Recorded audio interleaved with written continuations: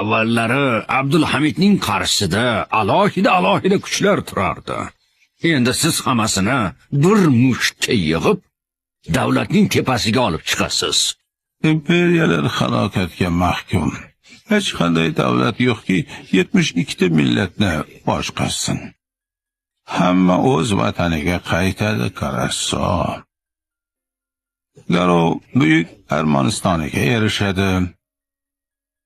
Yahudiylar ham o'z vatanlariga qaytadilar. Poytaxtni greklar olishadi. Turklar ham o'z yurtlariga, O'rta Osiyoga qaytishadi. Men Abdulhamidga aytdim, oilasi bilan birga baxtli hayot kechirishini. Ammo u men bilan kurashishni tanladi. Bundan buyon unga qabrining tuprog'idan ortig'i berilmaydi. La g'oliba illalloh. Yerga Abdulhamidning ko'zlari ichiga qarab, "Yutqazyapsan Abdulhamid" degani kelgandim. Ammo qilgan so'nggi yurishini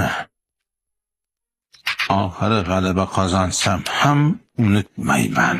Qo'limdagi kuch davlatlarni esini kiritishga yetadi. Ammo Abdulhamid boshqa.